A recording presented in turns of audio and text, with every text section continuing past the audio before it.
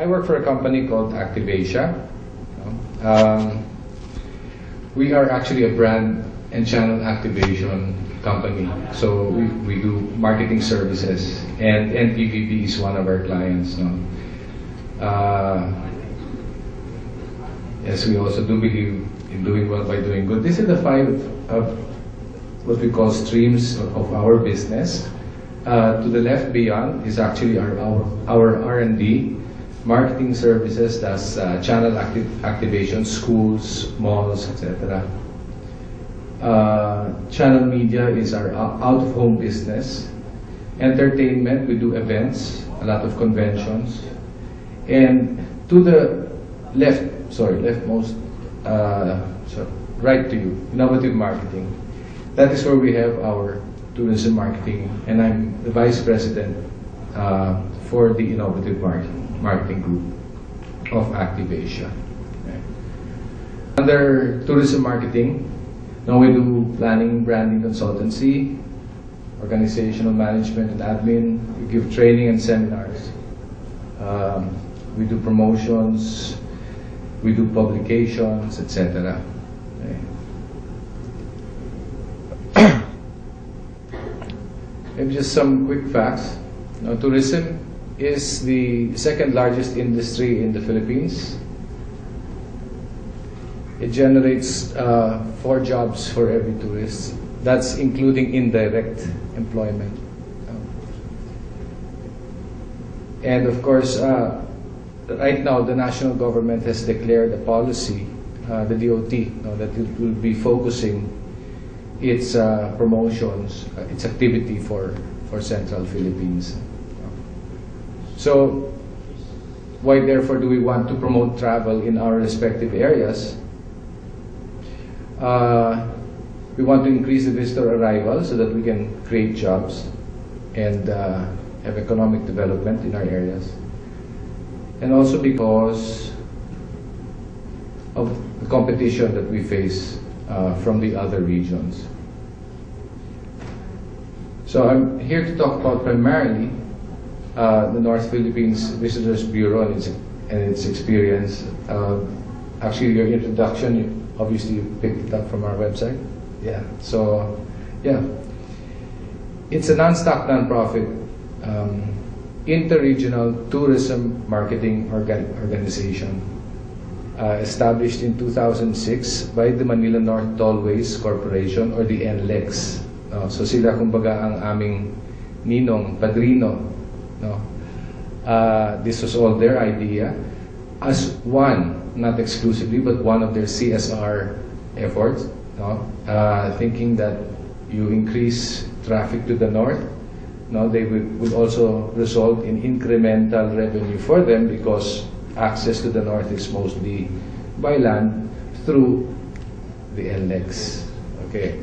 Aside from the North Philippines Visitors Bureau, they also do a lot of tourism marketing inside their tollways.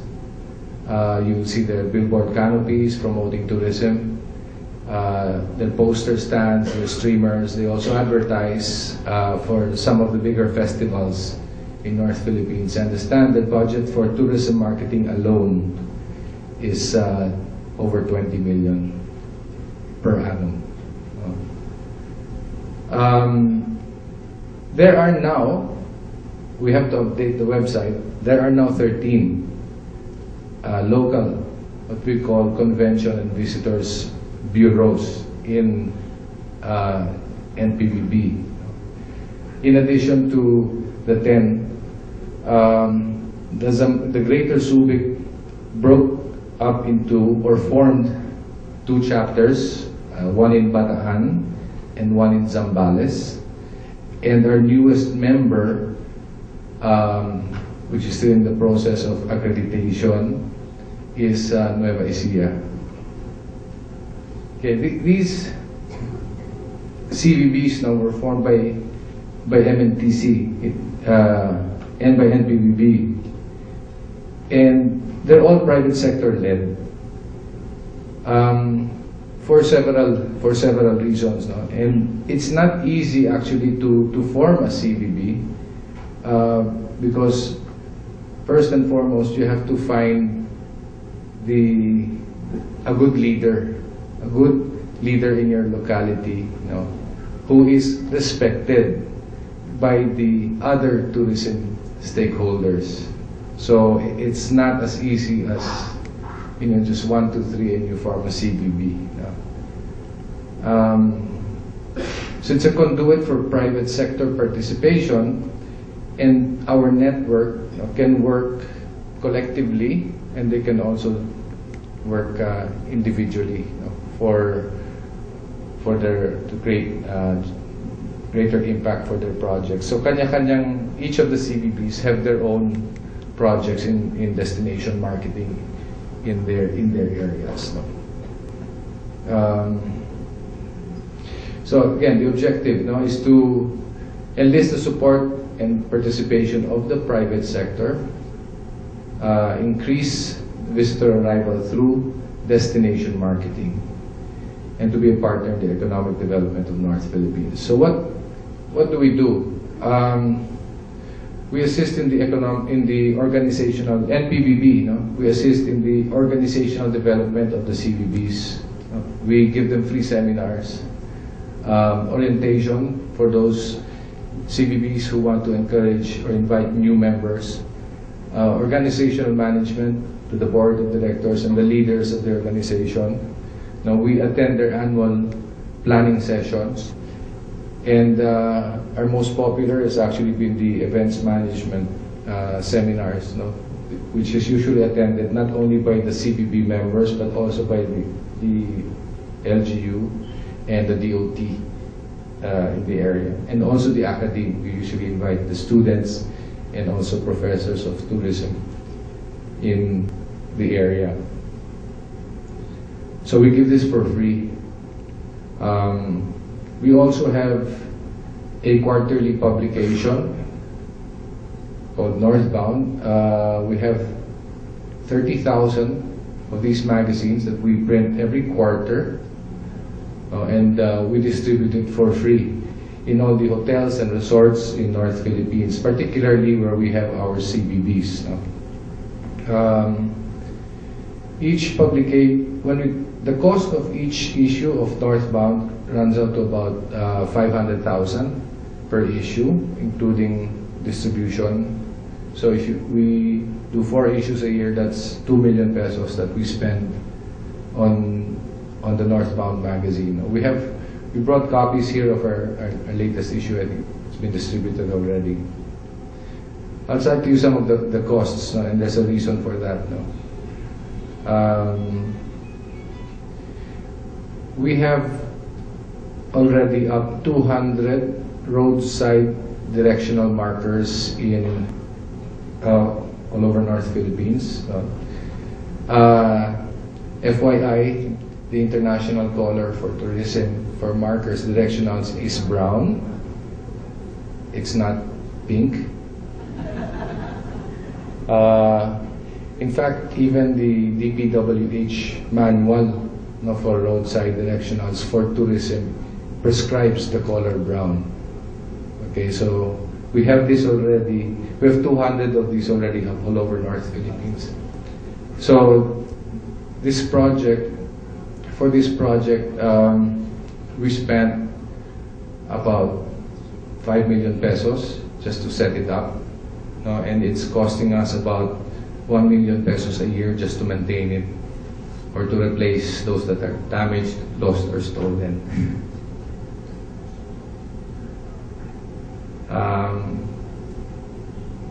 We also have a partnership with Victory Liner. So where Victory Liner is giving us free use of 200 of their buses for tourism promotion. Minimum 200 guaranteed quantities. So to sticker 200 buses at 2,000. So that's how much? 2,000 times 200 is 400,000. And you replace it every 6 months kasi nagfa-fade yan. So that's 800,000.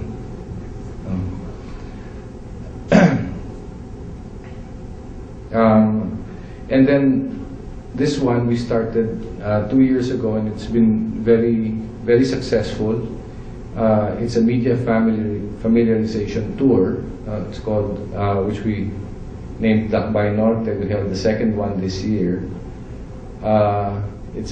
We board a bus that we dress up and go around North Philippines. So last year it was an 8-day tour. This year it was a 10-day tour. So we invite travel writers, from the broadsheets to magazines to bloggers. And this project, if you were to implement, when we costed all of these projects, it cost 3 million pesos.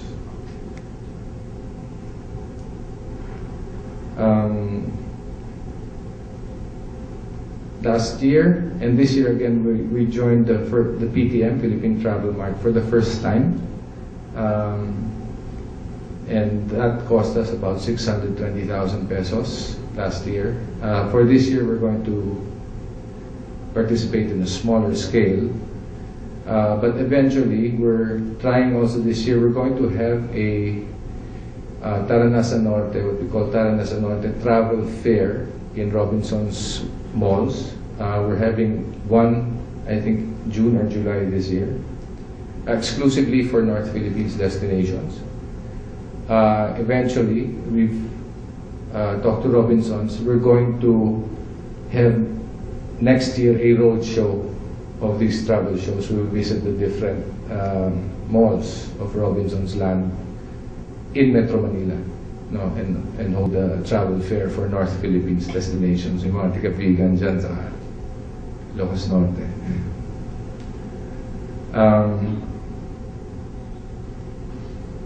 We also have a touchscreen information kiosk. You'll find our test unit up in the SLEX, Shell SLEX station, the northbound one. It's a monitor, touchscreen information, where to eat, where to stay, what to do in our areas, the areas where we have our CBBs. And we have 2 more coming up that will also be installed. One will be in the Mega Caltex, the other in Petrol Lake Shore. For that project, ang cost niyan is about 1 million.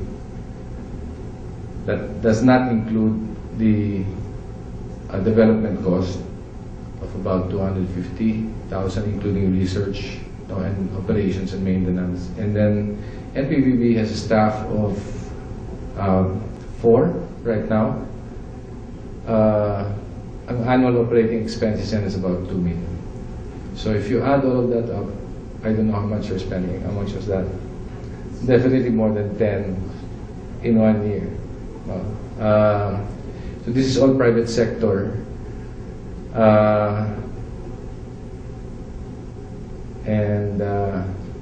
What the results, we have increased awareness,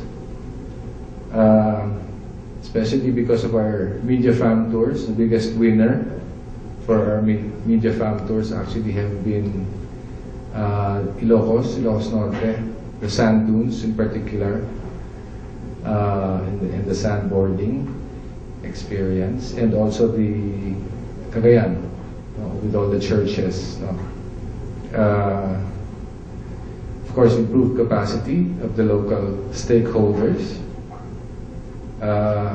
recognition by the local LGUs and the national government, of course. NPVB was invited to and is a member of the Tourism Congress, which, by the way, not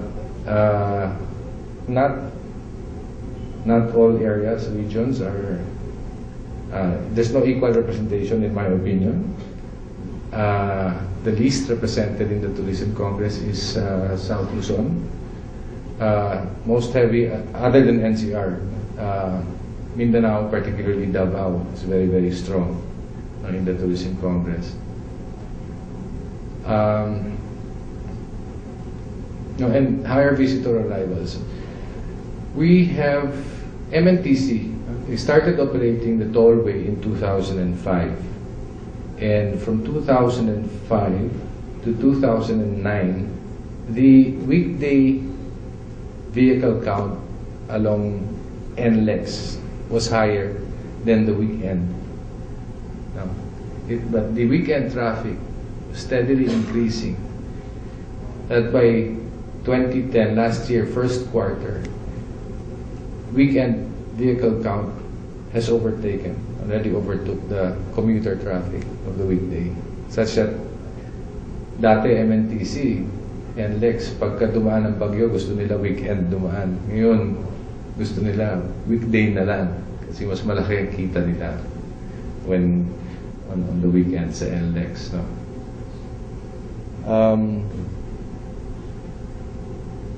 Okay, what is a CVB? A Convention and Visitors Bureau, often referred to as CVB or VCB, is a non-profit destination marketing organization that is usually found within medium to large cities around the world. Providing information about a specific location is what it does, from providing visitors with tourism guides, maps, images, brochures, discounts to during conventions, attendees, and delegations to their town. So, although conventions and visitors bureau, it's not exclusively for conventions. No? CVBs are great resources for business or pleasure travelers. So it's found all over the world. It's a formula that has worked a lot. Most countries, cities and towns have CVBs. If I'm not mistaken, it started in the United States because I don't know if you know that the U.S. has no Department of Tourism. No? So that's why the states were left on their own. And it's all the CVBs, most CVBs are private sector led by the stakeholders, tourism stakeholders themselves. As far as I know, there is only one government-run CVB, and that's the CVB in Singapore. But even they work very closely with the private sector. They cannot do without the private sector, and the private sector can definitely not do without the government.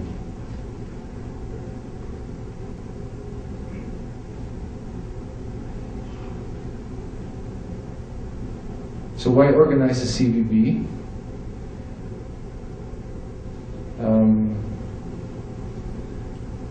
Because it is increasingly difficult to survive, for any business to survive alone, regardless of the strategy adopted to an increasingly competitive business environment. It is important to develop local partnerships to bring complementary strengths and thereby offer an attractive product representative of the location. A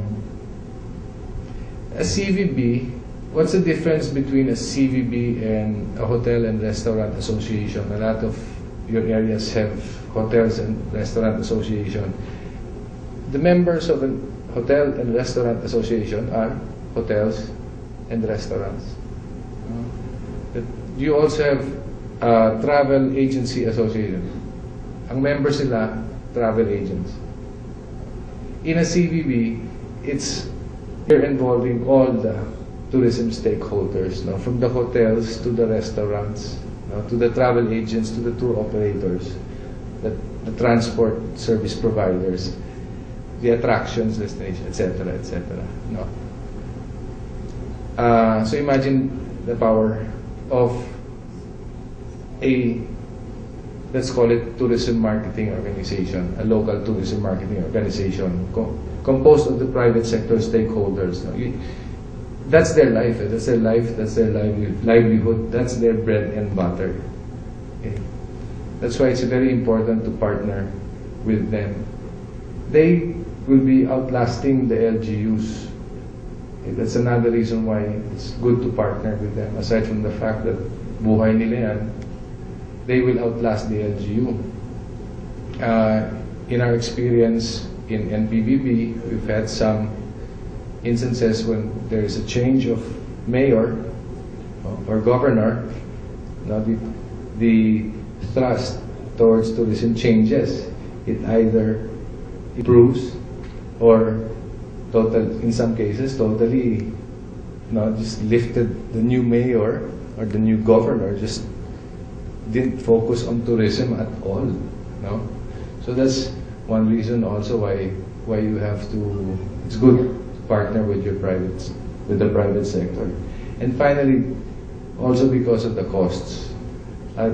Destination marketing is expensive. MNTC, in the private corporation, they earn billions of pesos.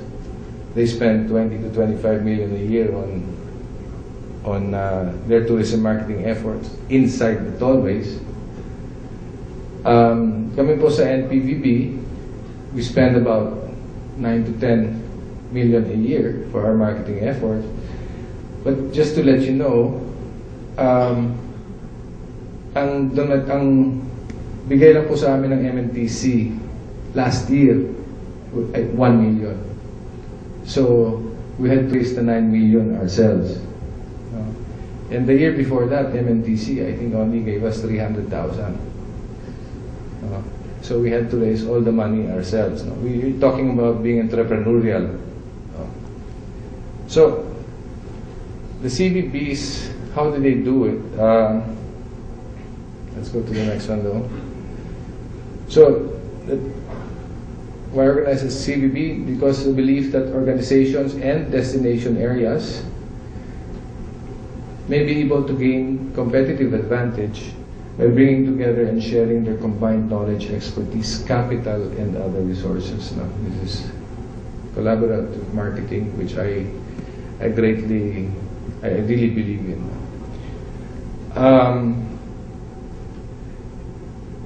Ang mga CVBs namin, since it's a voluntary organization,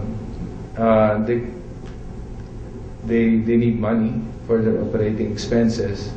So like in any other association members organization, they collect annual dues from their members. Although annual dues is not enough to come up with any real good campaign for destination marketing, so they hold also fundraisers like golf tournaments and bowling tournaments, bingo socials, just to fundraise. And then they have revenue generating projects and activities like maps. When they come up with maps, they get local advertisers to pay for the cost of the map and the cost of the distribution. And they also earn in the process. In some areas, in other countries, may tax. All the state, basta you're a restaurant or a hotel, X% of your revenue, iba-iba yan, depende kung saan, goes to fund the CVB. In the case of our perfect example for collaboration is the Media Fam Tour. That 3 million pesos, at the end of the day, we were able to raise 160,000 from sponsorships here in Manila. Everything else was pitched in. Everybody pitched in for all the meals, all the accommodations, all the activities. And then that's really collaboration at work. And we deal with the local government. Aside from the private sector in the CVP areas, we also deal with the local government, and we also deal with the regional directors of DOT. So these are things that they cannot do on their own, but together, nagagawa namin.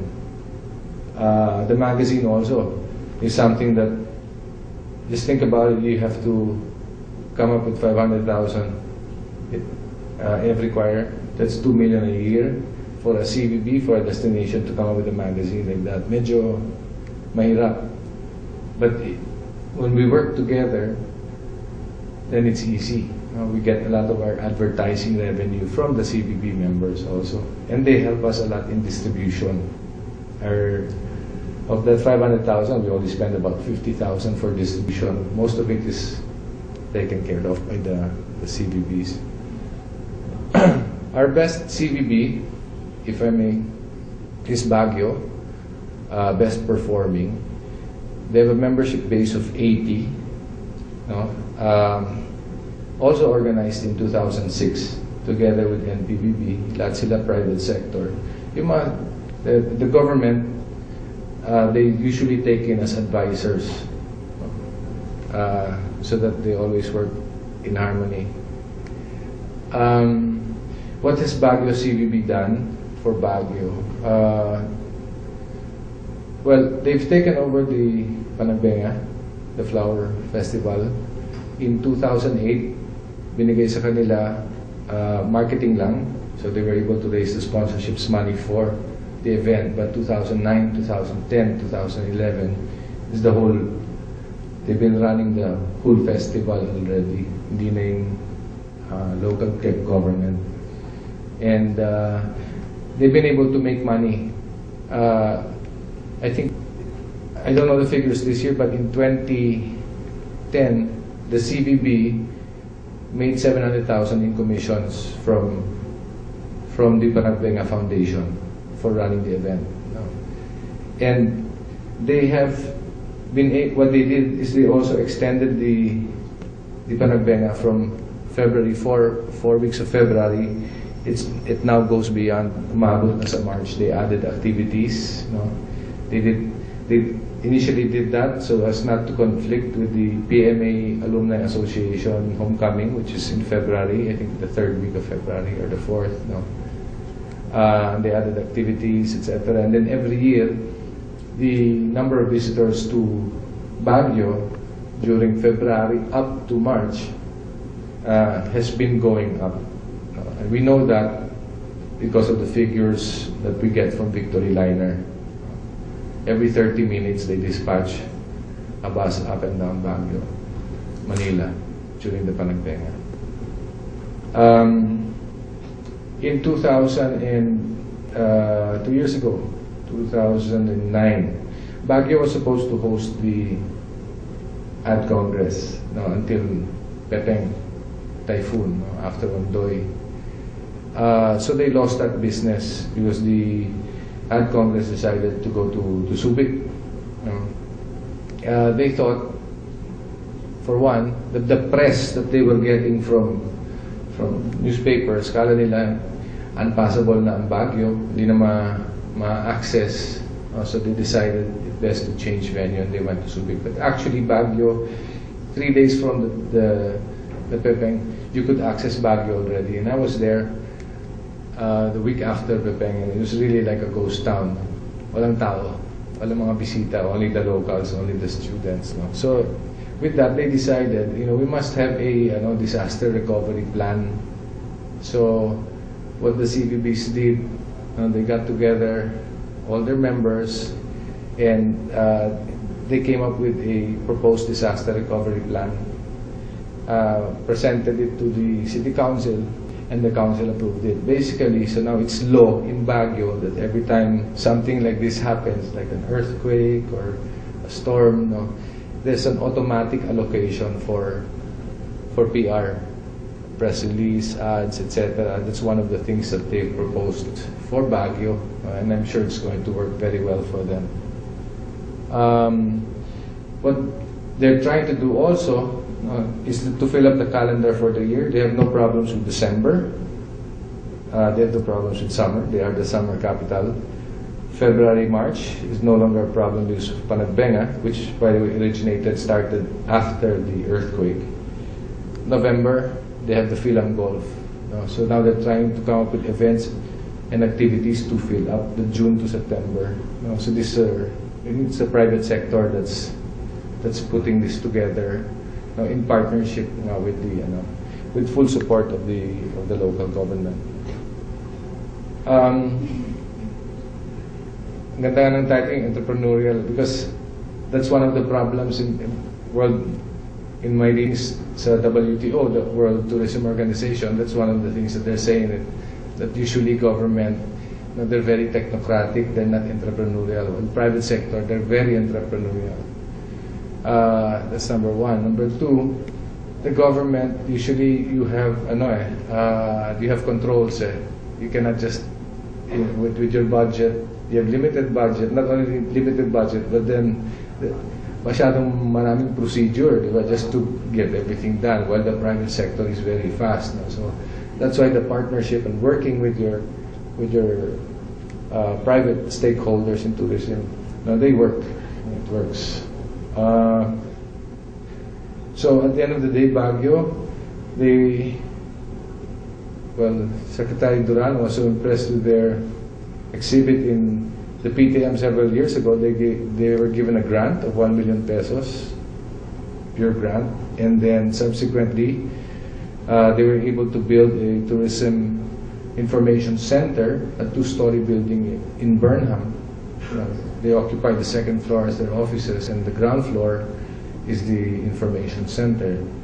The local government gave them the space, lot of land in Burnham, and they got 5 million pesos from PTA, the then PTA, Philippine Tourism Authority.